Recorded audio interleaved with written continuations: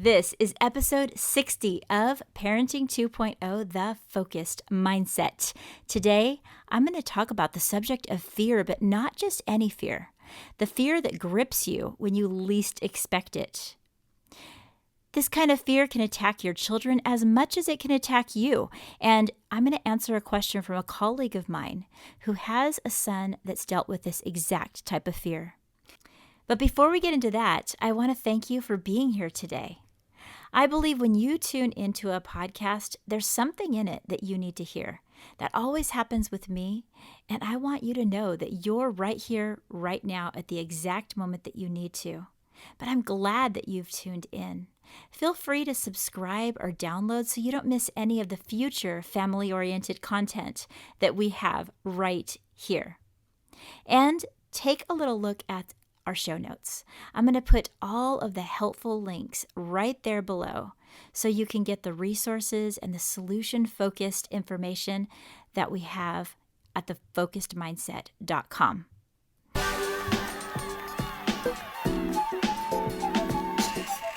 You've been upgraded to Parenting 2.0. New expectations requires a new mindset. The Focused Mindset. I'm Cher Kretz. I'm a school counselor and a family mindset coach. Raising kids is an amazing journey, and things don't always turn out as planned. Still, you get to share your life with an adult in training. This podcast will help you meet every new challenge with confidence and be the best version of yourself in your home and with the people you love.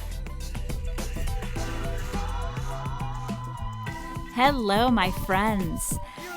Before we read the question that I have that came in to me through email, I have to tell you about my free webinar that's coming up. I'm going to start doing free webinars periodically. And if you want to be notified first about the webinars, you got to hop on over to my website, thefocusedmindset.com, and I have a button right there on the homepage saying get access to the webinars. If you do that, I'm always going to send you the link right to your email. But if you're listening to this right after I put it out, I have my next set of webinars happening on May 19th. I'm going to be talking about the 3 top challenges that kids tell me that they've faced. I'm going to talk about ways to find peace in your home and have a live question and answer. If you want access to that, I am leaving a link in the show notes, and you can go directly there and make sure that you don't miss this amazing webinar to launch us into the summer. I can't believe it's already summertime. Very soon. Around here in Southern California, it definitely feels like summer. People are out in the pools, we're excited, and in California, things are starting to open up a little bit more, so it's been really nice to hang out with people. So, what happened was I got an email recently, and I was going to have a completely different subject that we talked about today, and I said, you know what, this is just too prevalent. Time and time again, I'm meeting up with kids and parents that are dealing with unexpected fears. So a colleague of mine wrote me this email. It says, my son had a nightmare about 3 weeks ago. Ever since then, his anxiety has been through the roof. I thought it would go away in a few days, but it's only gotten worse. He bursts into tears various times throughout the day and holds me tightly. It's shocking to me because he's always been a happy-go-lucky kid, and that's why I'm reaching out to you. I am so glad that she did. Fear is one of the number one things that kids are facing today. We might not realize it because many of our more resilient children or happy children haven't shown much signs of fear at all through the pandemic. And now, all of a sudden, things like this can happen. It's almost like a delayed reaction. Have you guys ever been in a crisis, or you ever been right in the middle of a very stressful situation and you're just in survival mode? You just have to get through it, and you're being your best self and you're getting through it. But then once you get home and the lights are out and you're ready for bed, it just all rolls over you and the emotion hits you and the tears begin to flow. Well, that's kind of what's happening in a lot of our kids' lives, in a lot of our lives on a much larger scale. You see, from 2020 on, we've kind of been in a different type of form of a crisis mode. It's just we were thrown for a loop. And yes, fears were in our heart, our mind, but many of us, rather than facing them, kind of pushed them back to the back burner, kind of like didn't think much about it and just were in solution mode. We figured it out. Many of our kids remained happy. They even seemed to enjoy what they were doing online. The truth is things were jolted so very much that there was fear in their subconscious. You know, dreams are an indication of our subconscious. It's just a bunch of jumbled things that comes out. So when our kids, particularly when my colleague's son, had this very vivid dream, I found out later that this dream consisted of the family dying and just all kinds of things that were very alarming. It brought all of this up to the surface. So as you can imagine, any oppressed feelings of, we're just getting through it and everything seems great, came right to the surface. And at that point, anxiety hit like an avalanche.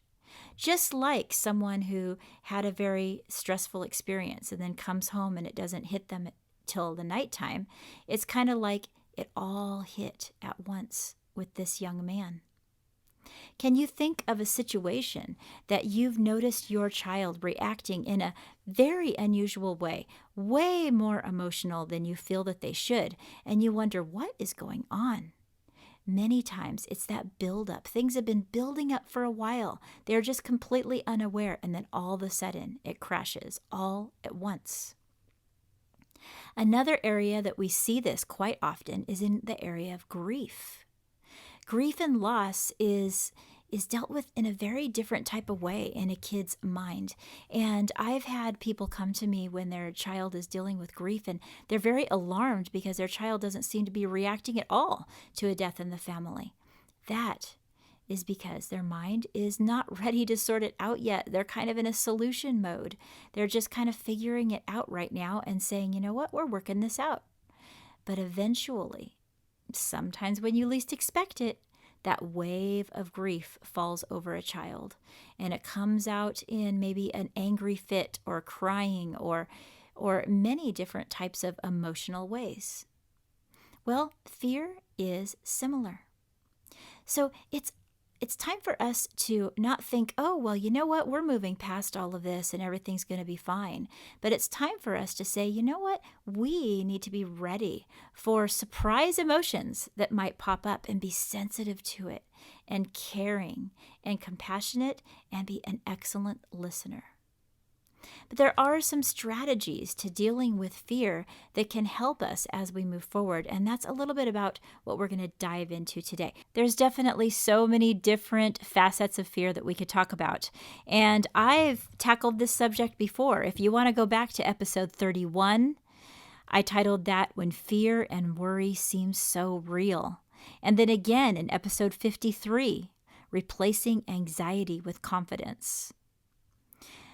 But today I want you to start to imagine why fear has come up in your life. According to Anne Morton, a psychotherapist and author, there are 10 basic fears that hold us back in life. I want to start by listing those fears. And when I do, I want you to consider which one of these have I felt? Which one of these am I dealing with right now? Which one of these do I notice my kids dealing with?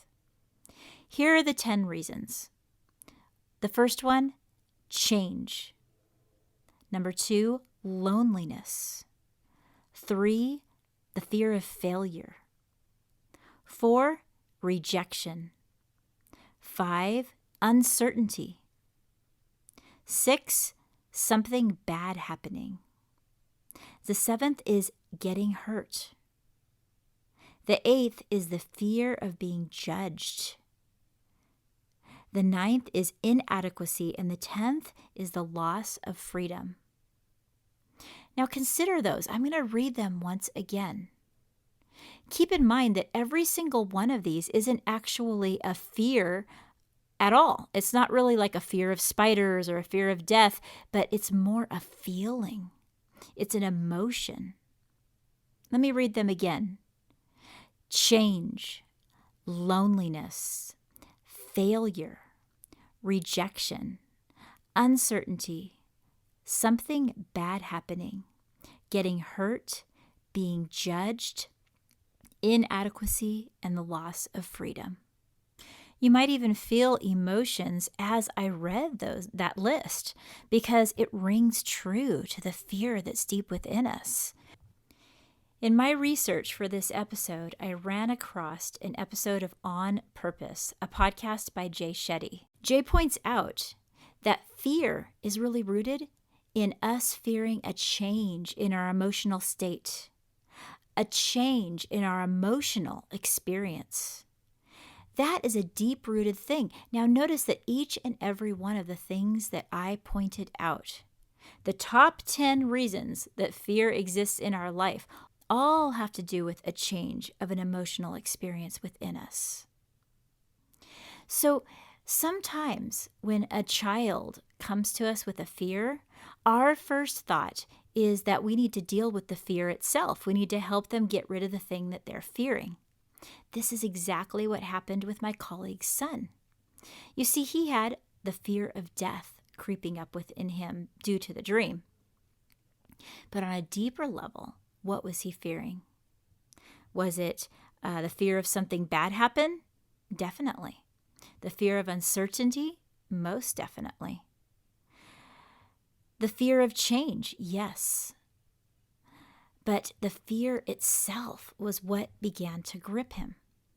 And as we might expect, his mom began to help him through the process of death and understanding death on a different level and saying the things that she could do to comfort him. But fear wanted its way in that little boy's life. It had already began to grip him. So he transferred his fear to another type of fear. And then he began to worry about what happens if he forgot his parents and forgot his loved ones. Once death happened, would he forget his mom if his mom died? And that began to make him straight up terrified. That's what led to him holding on to his mom and crying uncontrollably. You see, fear was the thing that was gripping him and allowing his mind to swirl into these negative places. And when his mother dealt with what he said he was scared of, it didn't actually tackle the fear itself. And so it just jumped onto something different. And that's what fear does. You know, it happens so fast within our mind that when our mind wants to be scared, it's going to be scared and it's going to freak out. You know, I had this happen to me recently, and it was a real picture of how quickly fear can grip us, even when it's completely unrealistic. I know that my daughter has somewhat struggled with doing things on her own lately. So when I was about to get my nails done, I decided to allow her to go next door and get a Starbucks. And she's like, well, by myself? And I'm like, yes, it'll be good for you. Go over, order your drink, and off she went. Well, there's a app, you know, that we can watch where our child was. And I'm watching her on my iPhone, so I know exactly where she's at. But all of a sudden, the unrealistic notion came to me that, you know what? If she's abducted, the first thing that they're going to do is throw out her phone. For all I know, her phone could be in the bushes. And then, before you know it, my mind went from there to her being halfway to Mexico in the back of someone's car in a matter of a half a second. Completely unrealistic and ridiculous. But you know what? That's where my mind went. Quickly. So, in order to capture that, I had to really do that on purpose because, yeah, fear can move that quickly. And I think fear moved that quickly in my colleague's son as well, because she says, wow, 3 weeks goes by and my normally happy-go-lucky kid is absolutely terrified at the thought of these things. The swirling thoughts of fear happen so quickly and can grip us in such a deep level that we don't even know what in the world happened. So the question is, what can we do? Well, if we look at it from a solution-focused approach, we need to allow the person dealing with fear, in this case, a young child, to be able to wait and say, wait a minute, how do I really want to feel? And that is exactly what we did. Because sometimes we just need to interrupt that fear. We need to interrupt the fear itself. You know what I didn't deal with this child? I didn't talk about the fear that he was having. But I did talk about what he could do to consider what his body would feel like if it wasn't in fear. So we put a heart on a paper, and I just said, imagine when you're not feeling fearful. Imagine a time when this fear was completely gone. How do you feel? And we wrote some things down. Then I asked, how does that look? How does your body look? What are you doing? What else are you thinking? What other types of thoughts are you having when you're not having thoughts of fear? And as we wrote these things down, I watched his body begin to relax. What had originally been his palms fisted and his body just kind of tightened up and his eyebrows furrowed, and pretty soon his face softened. His shoulders began to relax, his hands relaxed, his body relaxed. And as he began to get in touch with what he really feels most comfortable being, that calm person that's letting go of fear, his body took notice and began to relax. And then I stopped and said, wow, I noticed something about you right now. Look, your hands are relaxed. Look, your body is relaxed. How do you feel right now? And we put our hand on our heart. How does your heart feel right now?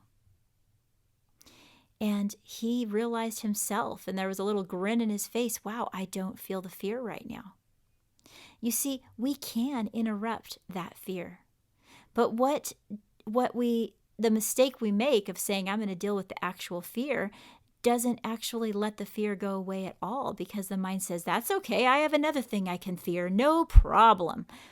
But when we stop and we're in the very moment that we're in, we practice mindfulness in a completely different way that we have before. And we say, wait a minute, what is it that I do want my body to feel like? How do I feel when I'm not fearful? Okay, I might be fearful right now, but how do I feel when I'm not? We all need to get in touch with that person.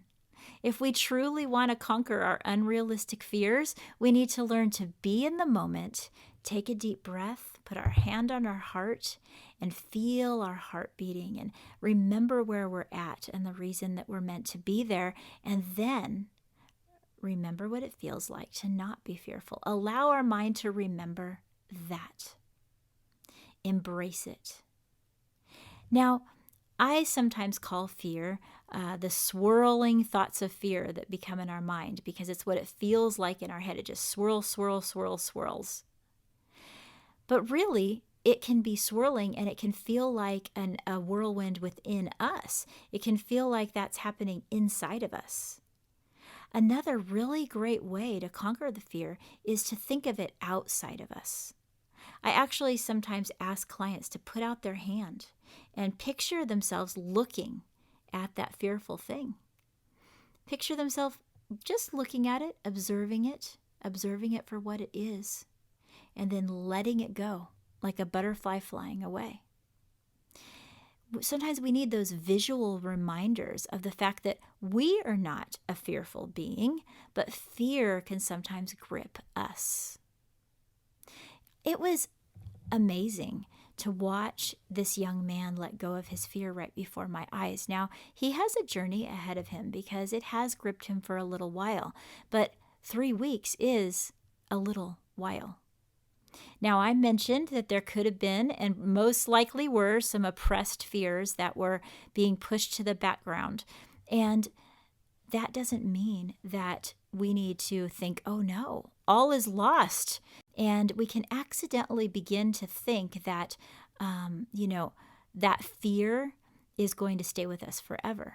But really, there's a new way that we can control ourselves, and then that fear goes away. So let me explain that a little bit. As you see, if we worry about things and we have a fear and we're working through that in our mind, well, our mind is trying to control that fear. But the tricky thing is the fear never goes away because there's always another thing to fear. But when we stop and we say, I am going to control myself, the fear doesn't have any power over us anymore, and no control over us at all. See, what our mind thought that we were doing was like, oh, I need to think through all of this. I need to think through every single one of these worries and unpack them. But the more we unpack them in our mind, the more fear happens. So when we stop that, we use a solution-focused approach to say, let's get in touch with what my body does feel like. Fear loses its power. But this is definitely something that needs to be done on purpose, doesn't it? Because it's so easy for us to think of the negatives, human nature. So I am going to offer that as a suggestion to you guys to look at fear as something that does not need to have power over us. That we don't need to sit down and unpack each and every fear and face that particular fear. But more than that, we need to look at the reason for that fear, what we'd like to feel instead, and then lean into that. I have to say that this is something that I need to practice. This is something that all of us need to practice. Let's get frank. If we're parents, believe me, I know that you have a fear if you have a child, because we want things to only happen good for them. And it's like, this could happen bad and that could happen bad. It attacks our brain. It's time for us to start practicing a healthy means of dealing with this fear and let go of worry, because worry is just completely useless. And let's replace it with thoughts of peace. You know, sometimes we can just simply put our hand on our child and say, you are safe, you're loved, you're taken care of. And help them say that in the very moment that they're in. We're not going to try and rationalize out the fear, but rather than that, we're going to help them feel safe in the very moment that they're in that mindful moment.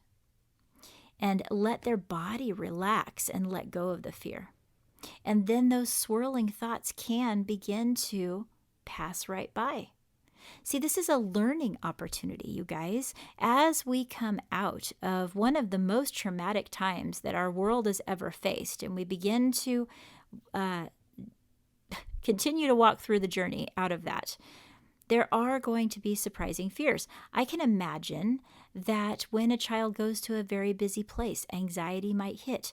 They might have a memory, and all of a sudden, a dream, these type of things. Let's be prepared, guys. Let's be proactive in our approach to dealing with this. Let's say we're ready. We're expecting that there's going to be unexpected emotions that are going to pop up. And when they do, we're ready to give the proper type of support and be there for one another. We're ready to reach out, just like this wise colleague of mine did, and say, wait a minute, I know somebody who might be able to help my son, because sometimes we're very close to it and we're not even able to quite see the light, right? So reach out to those around you that can help out and be ready to do that. Don't wait until the very moment that it happens. Let's take this minute to learn from the things that I've already seen. I'm seeing this trend, you guys. This trend is not something that's going to go away. That's why I took this moment to completely stop and talk about it, because I've seen it in many, many parents, families, children that are coming to me. And I believe it's going to continue. So rather than us fearing that, let's choose a solution. And the solution is, let's be prepared. Fear is a part of life. It always has been. It always will be. Unexpected events is part of life. Yes, death is a part of our life. We're going to experience that in one way or another in our lifetime.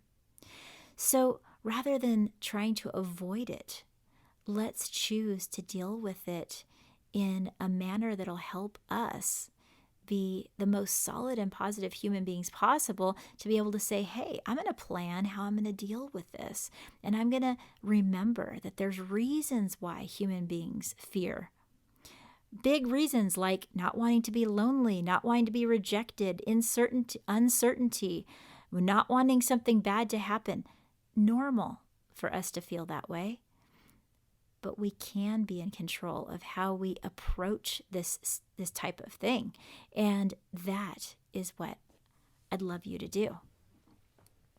So it's important for us to also practice what we preach. And I think that each of us, as the adult in the situation, needs to draw a big heart, just like I did with the young man that I worked with earlier this week. Draw a big heart on a piece of paper. And for our solution-focused practice, let's write the way that we want to feel. It's kind of like when I say, let's talk about what we value. What do we really value? What are the 3 top things that are important to you in your life each day? How do you feel when you're living within that value? Now, if you value productivity, that's one of the things that seemed to pop up in my mind. I need to be productive today. And if I value that, how am I going to approach my day? If I value being loving, how am I going to approach my day? Write those kind of things in the middle of that heart, and then consider how you might move forward with that on the forefront of your mind, rather than approaching a day with the fears that might happen. I wonder how that will affect your next week. I wonder how that approach will help your child. If you're able to say, you know what? Let's think right now about how you'd like to feel, and then help them with that. It's true that the heart rate might, go off the roof like this parent. I'm just thinking about how she was saying that uncontrollable crying just happening. It just can make you feel like you're fit to be tied. But remember that you have the ability. You're the most important person in your child's life, parent or person that is raising a child. You have the ability to get right on their level and put your hand on their heart and help them slow that breathing and say, you're safe, you're loved, you're here right now. Let's be in this moment. The thing that we want to avoid sometimes is the exact thing that we need to face and unpack. And as we move forward, I want to remind you that the products, the Big Life Journal, might be exactly what you need to help your child learn resilience. I'm an affiliate partner with the Big Life Journal. I use it in my coaching. I use the journal in my counseling. And if you would like to get a wonderful product to help your child get through fear and anxiety, then go to my website, click the Big Life Journal, and you'll see all the products. Or just click the helpful link in the show notes below for the Big Life Journal. So you go to thefocusedmindset.com, click on the Big Life Journal. I'm also going to be developing a webinar after the one I'm doing on the 19th around communication to help you guys understand how to really communicate moving forward. If you'd like to get a jump start on that, I have my product, Conversations That Empower. It's a really cool mini course, and you can also find that on my website. There's also all of the free resources that I just want to provide for you guys because, we're in this journey together. Parenting can be tough. Life can be tough, but it can also be easy when we're in it together and we know our resources and we listen to podcasts and different types of positive things that can help us move forward in the type of way that can give us encouragement and can help us feel courageous in these times. So, until next time, you guys, keep in touch and take care.